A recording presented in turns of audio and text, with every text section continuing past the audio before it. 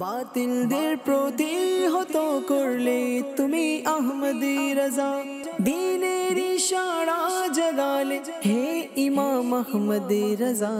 রাজা রাজা রাজা রাজা আহমদ রাজা। আলহামদুলিল্লাহি রাব্বিল আলামিন ওয়াসসালাতু ওয়াসসালামু আলা সাইয়্যিদিল মুরসালিন আম্মা বা'দ ফাআউযু বিল্লাহি মিনাশ শাইতানির রাজীম বিসমিল্লাহির রহমানির রহিম আসসালাতু ওয়াসসালামু আলাইকা ইয়া রাসূলুল্লাহ ওয়া আলা আলিকা ওয়া আসহাবিকা ইয়া হাবিবাল্লাহ আসসালাতু ওয়াসসালামু আলাইকা ইয়া নবিয়্যাল্লাহ ওয়া আলা আলিকা ওয়া আসহাবিকা ইয়া নূরাল্লাহ। মাদানী চ্যানেলের দর্শকবৃন্দ, আমাদের প্রিয় নবী হযরত মুহাম্মদ সাল্লাল্লাহু তাআলা আলাইহি ওয়াসাল্লাম এর প্রতি দুরূদ শরীফ পাঠ করার অগণিত ফজিলত ও বরকত রয়েছে।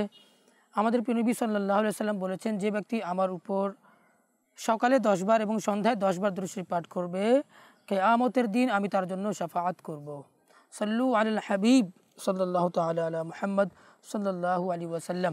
গত অনুষ্ঠানগুলোতে আমরা আল হাজরাতের দাদা, বাবা এবং আল হাজরাতের শিক্ষক সম্পর্কে আলোচনা করেছিলাম, আর আমরা পর্যায়ক্রমে আল হাজরাতের জীবনী সম্পর্কে আলোচনা করতে থাকবো। আর আজকের আমরা যেটা বিষয় নিয়েছি সেই বিষয়টা হচ্ছে আল হাজরত রহমতুল্লাহি তাআলা আলাইহির বই পড়ার প্রতি কেমন আগ্রহ ছিল, তার মুতালা কেমন ছিল, এ সম্পর্কে আমরা আলোচনা করব। আলিমগণ বলেছেন যে মানুষ যে জ্ঞান অর্জন করে 3 ভাবে অর্জন করে।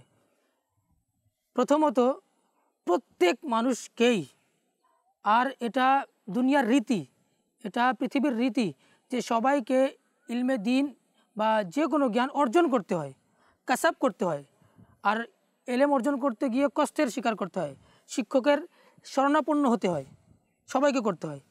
তবে কিছু কিছু আল্লাহ তাআলার বান্দা রয়েছেন, নেক বান্দা, যাদেরকে আল্লাহ সুবহানাহু ওয়া তাআলা ইলমে লাদুন্নি দান করেন। ইলমে লাদুন্নি কি? যে তিনি কারো কাছ থেকে জ্ঞান অর্জন করেননি, কিন্তু আল্লাহ তাআলা তাকে জ্ঞান দান করে দিয়েছেন। আর তারা যে মুখ দ্বারা যে সমস্ত কথা বলে সেগুলো শরীয়তের বিপক্ষে কোনো দিন যায় না, সেটা শরীয়ত সম্মতই হয়ে থাকে, ইলমে লাদুনি। আর কিছু কিছু লোক আছে যারা ইলমে দিন শিক্ষা অর্জন করতেই থাকে, করতে করতে এমন এক পর্যায়ে যায়, আবার আল্লাহ তাআলা তাকে ইলমে লাদুনিও দান করে দেন। এই ব্যক্তিদের মাঝে একজন ব্যক্তির নাম হচ্ছে, যিনি হচ্ছেন আল হযরত রাহমাতুল্লাহি তাআলা আলাইহি। তিনি ইলমে দিন শিক্ষাও অর্জন করেছেন এবং আল্লাহ তাআলা তাকে ইলমে লাদুনিও দান করেছিলেন। সুবহানাল্লাহ। আবার সাহাবা কেরামগণ, তারাও রাসূলুল্লাহ সাল্লাল্লাহু আলাইহি সাল্লামের কাছে ইলমে দিন শিক্ষা অর্জন করতেন, জ্ঞান অর্জন করতেন, হাদিসের শিক্ষা অর্জন করতেন, কোরআনের শিক্ষা অর্জন করতেন, তাফসীর শিখতেন। আর এই সাহাবীদের মধ্যে একজন সাহাবীর নাম হচ্ছে, যার নাম হচ্ছে আব্দুল্লাহ ইবনে আব্বাস রাদিয়াল্লাহু তাআলা আনহু। তিনি খুব ছোট ছিলেন যখন রাসূলুল্লাহ সাল্লাল্লাহু আলাইহি সাল্লাম ইন্তিকাল বরণ করেন, যখন পর্দা করেন, পৃথিবী থেকে ওয়াফাত লাভ করেন, তখন তার বয়স মাত্র 13 বছর ছিল। কিন্তু তিনি অনেক হাদিস বর্ণনা করেছেন। তিনি ছোটোবেলা থেকে হাদিস শিখতেন এবং সাহাবা কেরামের কাছে গিয়ে গিয়ে তিনি হাদিসের শিক্ষা অর্জন করতেন। এবং তিনি হচ্ছেন, আল্লাহ তাআলা তাকে কোরআনের তাফসীরের উপরে অনেক জ্ঞান দান করেছিলেন। কেন? একবার হুজুর সাল্লাল্লাহু আলাইহি সাল্লাম প্রাকৃতিক চাপে তিনি পয়ঃনিষ্কাশনের জন্য গেলেন। আর তিনি যখন গেলেন সেখানে, আর আব্দুল্লাহ ইবনে আব্বাস রাদিয়াল্লাহু তাআলা আনহু বদনার মধ্যে পানি রেখে দিলেন, যাতে করে হুজুর আলাইহিস সালাতু ওয়াস সালাম যখন আসবেন যেন ওযু করতে পারেন। যখন রাসূলুল্লাহ সাল্লাল্লাহু আলাইহি ওয়াসাল্লাম আসলেন, দেখলেন যে বদনার মধ্যে পানি রাখা আছে, আর দেখলেন আব্দুল্লাহ ইবনে আব্বাস রাদিয়াল্লাহু তাআলা আনহু রেখেছেন, তখন তিনি খুশি হয়ে তার জন্য দোয়া করলেন যে আল্লাহুম্মা আল্লিমহুল কিতাব, হে আল্লাহ, এই আব্দুল্লাহ ইবনে আব্বাসকে তুমি কিতাবের ইলম দিয়ে দাও। তো আব্দুল্লাহ ইবনে আব্বাস রাদিয়াল্লাহু তাআলা আনহু আলহামদুলিল্লাহ তাফসীর সম্পর্কে অনেক পারদর্শী ছিলেন এই রাসূলুল্লাহ সাল্লাল্লাহু আলাইহি সাল্লামের দোয়ার বদৌলতে। অনেক সময় আব্দুল্লাহ ইবনে আব্বাস রাদিয়াল্লাহু তাআলা আনহু তার সাহাবী সঙ্গীদেরকে বলতেন যে চলো আমরা যাই জ্ঞান অর্জন করার জন্য। তিনি প্রায় সাহাবীদের কাছে, অনেকের প্রশ্ন থাকতে পারে, তার বয়স মাত্র 13 বছর, 13 বছরের মধ্যে তিনি 1000 হাদিস বর্ণনা করলেন কীভাবে? হ্যাঁ, হুজুর আলাইহিস সালাতু ওয়াস সালামের ইন্তেকালের পরেও তিনি সাহাবা কেরামের কাছে গিয়ে গিয়ে তিনি হাদিস শুনতেন আর শিখতেন। যেভাবে দুনিয়ার রীতি, সবাই শিক্ষকের কাছে জ্ঞান শিখতে যায়। আপনারা জানেন যে ইমাম মুহাম্মদ রাহমাতুল্লাহি তাআলা আলাইহি, ইমাম আজম আবু হানিফা রাহমাতুল্লাহি তাআলা আলাইহির শাগরেদ।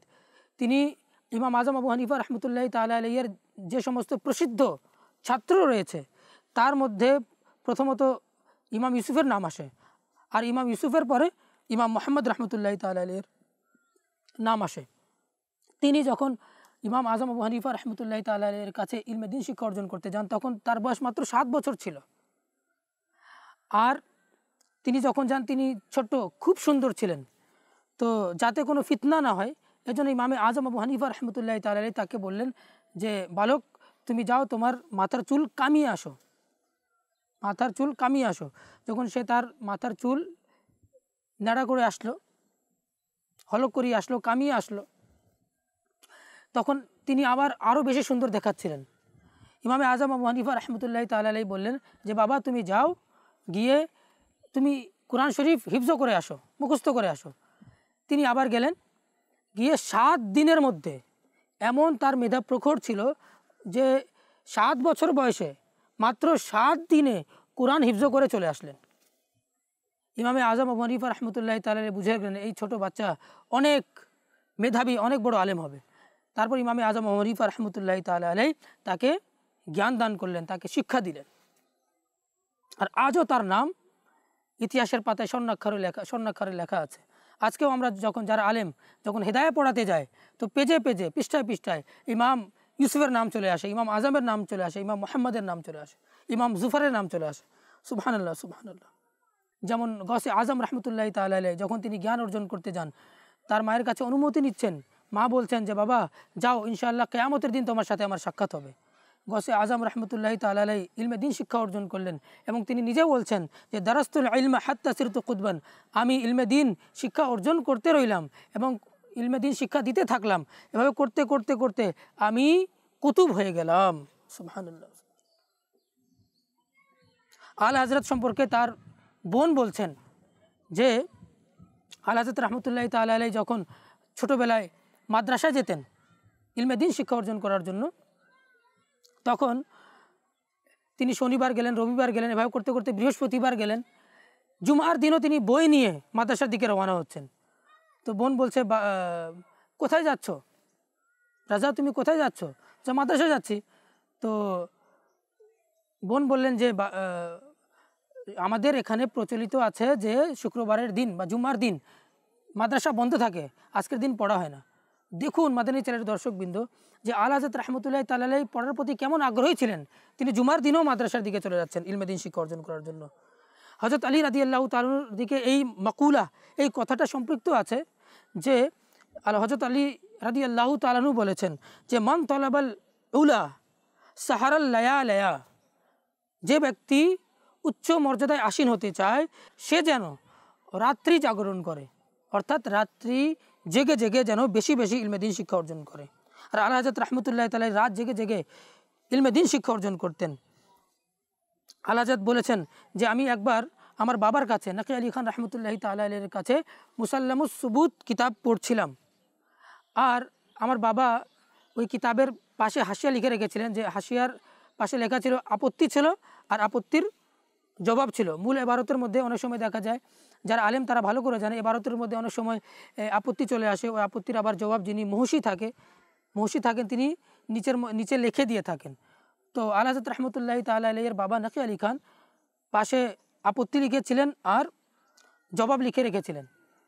তো আলা হযরত রহমতুল্লাহ তাআলা চিন্তা করলেন যে আমি এবারতকে এমনভাবে হল করব, এমনভাবে সমাধান করব যেন আপত্তির কোনো প্রয়োজনই না পড়ে। আসলে অনেক সময় মুসন্নিফরা যা লিখেন, লেখকরা লিখতে লিখতে অনেক কিছু মাথায় থাকে না, বাদ পড়ে যায়। তখন পরবর্তী যারা আলেমরা থাকে তারা বই পড়েন, সেখানে আবার হাসিয়া লাগিয়ে দিয়ে থাকেন, টিকা লাগিয়ে দিয়ে থাকেন।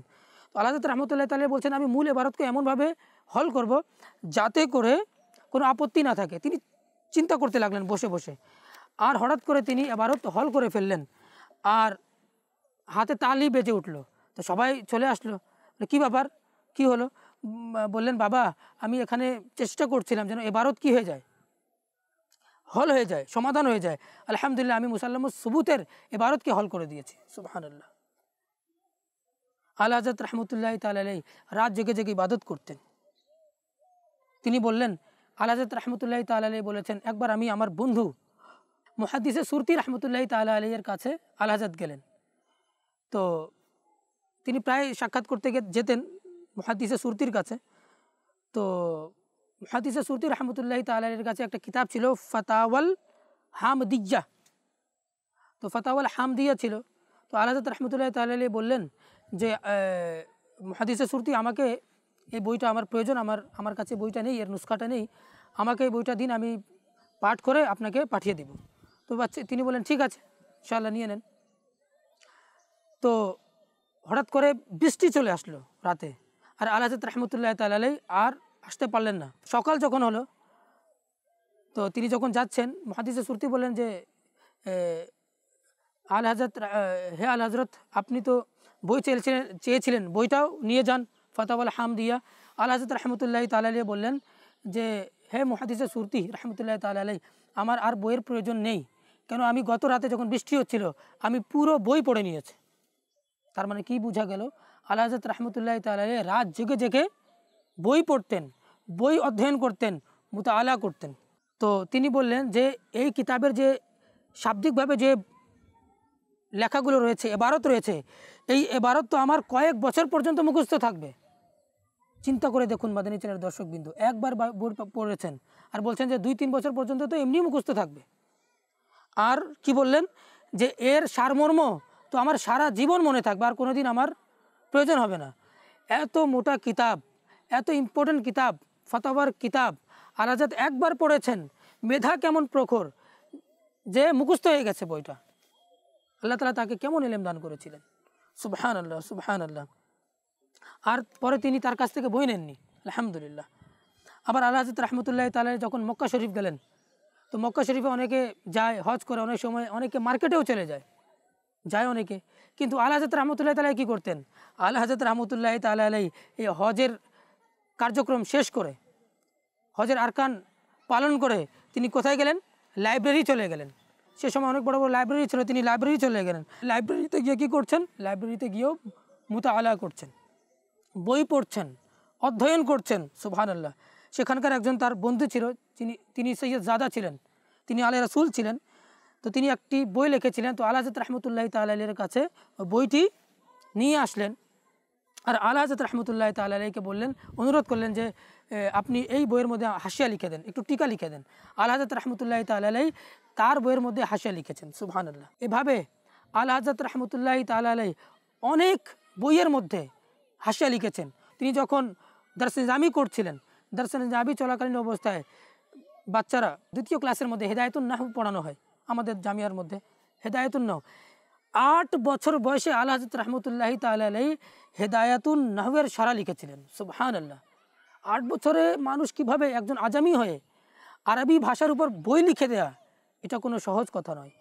আলা হযরত রহমতুল্লাহি তাআলা এর বয়স যখন 4 বছর ছিল, তখন এটা কারামত ছিল। একজন আরবিয়ান লোক এসেছিলেন, তার সাথে আলা হযরত রহমতুল্লাহি তাআলা প্রায় 4 ঘন্টার মতো আরবির ভাষায় কথা বলেছিলেন। তখন তো তিনি কারো কাছে শিখতেও যান নাই, কারো কাছে আরবি শিখেননি। আর যখন শিক্ষা অর্জন করছেন 8 বছর বয়স, 8 বছরের বয়সের বাচ্চারা তো নিজেদের বোধ শক্তি আসে না, আর তিনি হেদায়েতুন নাহু, এত কঠিন কিতাব নাহু শাস্ত্রের উপরে তার হাসিয়া লিখছেন। হাসিয়া তো মানুষ অনেক বছর পড়াশোনা করার পরে, এক একটা বইয়ের ওপর বইয়ের 4-5টা সরা পড়ার পরে তারপর হাসিয়া লেখা মানুষ শিখে। আর আল্লাহ তাআলা আলা হযরত রহমতুল্লাহি তাআলা আলাইহিকে কেমন ইলম দান করেছিলেন যে 8 বছর বয়সে হাসিয়া লিখছেন। এমনকি আলা হযরত রহমতুল্লাহি তাআলা আলাইহি বুখারী শরীফের মধ্যেও হাসিয়া লিখেছেন। বুখারী শরীফের 3টি সরা, যেটা প্রসিদ্ধ সরা, একটার নাম হচ্ছে উমদাতুল কারি, একটার নাম হচ্ছে ফাতহুল বারি, আর একটার নাম হচ্ছে ইরশাদুস সারি। উমদাতুল কারি এটা এত বড় কিতাব, এত বড় সরা, প্রায় এর 25টি খণ্ড রয়েছে, 25টি খণ্ড। আর ফাতহুল বারি এর প্রায় 18টি খণ্ড রয়েছে। ইরশাদুস সারি এর প্রায় 15টি খণ্ড রয়েছে। আর আলা হযরত রহমতুল্লাহি তাআলা প্রত্যেকটার মধ্যে আলহামদুলিল্লাহ হাসিয়া লিখেছেন, সুবহানাল্লাহ সুবহানাল্লাহ। আপনি দেখবেন যে আলা হযরত রহমতুল্লাহি তাআলা যে ফাতাওয়া রাজভিয়া শরীফে কেউ যদি মুতাআলা করে, ফাতাওয়া রাজভিয়া শরীফের মধ্যে যখন আলা হযরত যখন উদ্ধৃতি দেওয়া শুরু করেন, একটা মাসলা লিখেন, মাসলার হুকুম বর্ণনা করেন, তারপর যখন উদ্ধৃতি দেওয়া শুরু করেন, প্রায় 20টি কিতাব, প্রায় 25টি কিতাব, প্রায় 30টি কিতাব, 40টি কিতাব, 50টি কিতাবের উদ্ধৃতি দিয়ে থাকেন। তো এত এলেম, এমন জ্ঞান ছিল এমন মেধা শক্তি। পরে যখন আলেমরা কী করতো, ওই যে আল-হাজ্জাজ যে ফতোয়া লিখতো, যখন ওই কিতাবের সাথে যেটা উদ্ধৃতি দিয়েছেন যে কিতাবগুলোর, ওই কিতাবের সাথে যখন মিলিয়ে দেখতেন হুবহু ওই কিতাবের মধ্যে সেটাই লিখা থাকতো যেটা আল-হাজ্জাজ লিখতেন। সাদরুশ শরিয়াকে আল-হাজ্জাজের খলিফা, আল-হাজ্জাজের ছাত্র, ইনি বলছেন যে আল-হাজ্জাজের কেমন মুখস্থ শক্তি ছিল। প্রথমত আগে বলি সাদরুশ শরিয়ার কেমন মুখস্থ শক্তি ছিল। তিনি ফতোয়া আলেমগিরি 5 বার পড়েছেন, তিনি বাহারে সৈয়দ লিখেছেন। তিনি বলছেন যে যখন আমরা কোনো মাসলার মধ্যে আটকে যেতাম, আজকের যুগে কেউ যদি বাহারে সৈয়দ পড়ে নেয় ভালো করে আর মাসলা বুঝে নেয়, সে অনেক বড় আলেম হয়ে যাবে। তিনি এই বইটা লিখেছেন। আর তিনি কার কাছে শরণাপন্ন হতেন? তিনি আল-হাজ্জাজ রহমতুল্লাহি তাআলার কাছে যেতেন আর তার কাছে গিয়ে জ্ঞান অর্জন করতেন। যখন তারা আটকে যেতেন আল-হাজ্জাজের কাছে গিয়ে যেতেন, হুজুর এই মাসলার তো সমাধান করে নিয়েছি, কিন্তু এটা কোন বইয়ে লেখা আছে আমাদের জানা নেই। তো আল-হাজ্জাজ বলতেন, যাও বাহরুর রায়েকের অমুক খণ্ডের অমুক পৃষ্ঠার মধ্যে এই মাসালাটা লেখা আছে। তো আল-হাজ্জাজের জ্ঞান কেমন ছিল? তো এই হাওয়ালা দেওয়ার জন্য তো আগে তো পড়তে হবে, আগে বই অধ্যয়ন করতে হবে। আচ্ছা, বই অধ্যয়ন করার পরে যে মুখস্থ থাকবে এটা জরুরি না, কিন্তু আল-হাজ্জাজ রহমতুল্লাহি তাআলা আলাইহির কি সেটা মুখস্থ থাকতো। অনেক সময় একবার আলোচনা হচ্ছিল যে হুজুর আলাইহিস সালাতু ওয়াস সালামের দেহের কোনো ছায়া ছিল না। তো এ সম্পর্কে মাত্র 5টি হাদিস এসেছে। ছায়াবিহীন কায়া ছিল হুজুর আলাইহিস সালাতু ওয়াস সালামের। আল-হাজ্জাজ ফাতাওয়া রাজি শরীফের মধ্যে প্রায় এটার উপরে 3টি কিতাব লিখেছেন। যখন আল-হাজ্জাজের কাছে এই বিষয়ে যাওয়া হলো ওই ছায়াবিহীন কায়া সম্পর্কে প্রশ্ন করার জন্য, আল-হাজ্জাজ রহমতুল্লাহি তাআলা এবার দলিল দিচ্ছেন যে শিফা শরীফের যেটা সরা নাসিমুর রিয়াজ, এর প্রায় 6টি খণ্ড রয়েছে। এটার মধ্যেও এই ছায়াবিহীন কায়া সম্পর্কে, যে হুজুর আলাইহিস সালাতু ওয়াস সালামের দেহের ছায়া ছিল না, এ সম্পর্কে আলোচনা এখানে রয়েছে। নাসিমুর রিয়াজের মধ্যে, শিফা শরীফের মধ্যে রয়েছে। আবার শারহে জুরকানি, এর প্রায় 12টি খণ্ড রয়েছে, এটার মধ্যে এই ছায়াবিহীন কায়া সম্পর্কে আলোচনা রয়েছে। আবার মাদারিজুন নুবুওয়া, এটার 2টা খণ্ড রয়েছে, এই খণ্ডের মধ্যেও ছায়াবিহীন কায়া সম্পর্কে লেখা আছে। আবার খাসাইসুল কুবরা, এর প্রায় 2টি খণ্ড রয়েছে, এই 2 খণ্ডের মধ্যে ছায়াবিহীন কায়া সম্পর্কে লেখা আছে। তো এতগুলো বইয়ের নাম আল-হাজ্জাজ উল্লেখ করে দিলেন কিভাবে? আল-হাজ্জাজ এই সব বইগুলো পড়েছিলেন, অধ্যয়ন করেছিলেন। তো কিতাব পাঠের প্রতি আল-হাজ্জাজ রহমতুল্লাহি তাআলা আলাইহির কেমন আগ্রহ ছিল, কেমন মহব্বত ছিল, কেমন ভালোবাসা ছিল। এমন আগ্রহ, এমন মহব্বত, এমন ভালোবাসা যদি আমাদেরও সৃষ্টি হয়ে যেত আর আমরাও বই পড়তে পারতাম। আল্লাহ তাআলা যেন আমাদেরকে বই পাঠ করার তৌফিক দান করুক। একবার আল-হাজ্জাজ রহমতুল্লাহি তাআলা আলাইহি অসুস্থ হয়ে পড়লেন, অসুস্থ হয়ে গেলেন। চোখ দিয়ে আল-হাজ্জাজের পানি পড়ছে। তো ডাক্তারের কাছে গেলেন, ডাক্তার আসলো। ডাক্তার বললেন যে আপনাকে 15 দিন পর্যন্ত বই অধ্যয়ন বন্ধ করে রাখতে হবে।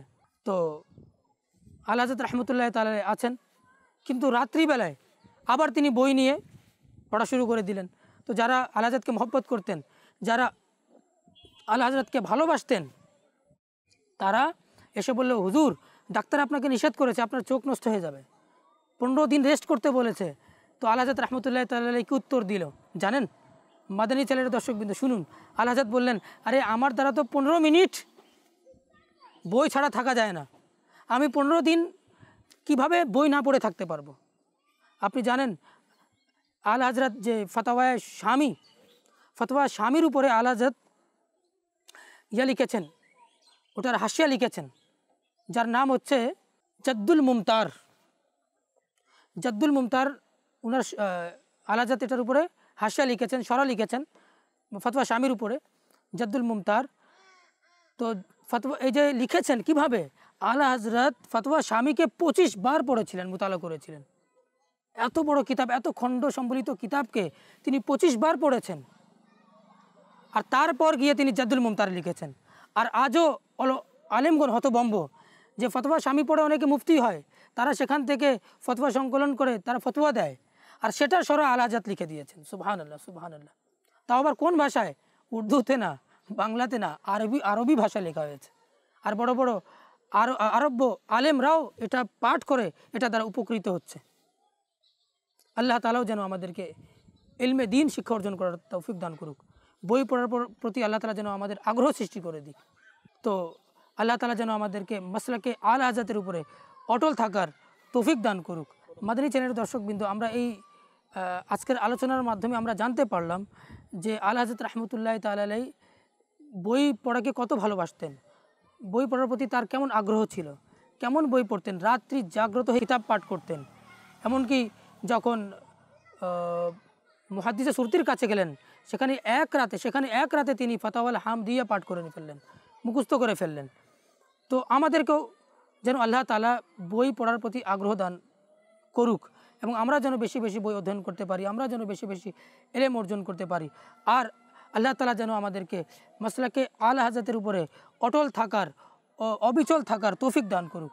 আমিন বিজাহিন নবিল আমিন ওয়া সাল্লাল্লাহু তাআলা আলাইহি ওয়াসাল্লাম। সাল্লু আলাল হাবিব সাল্লাল্লাহু তাআলা আলা মুহাম্মদ সাল্লাল্লাহু আলাইহি ওয়াসাল্লাম।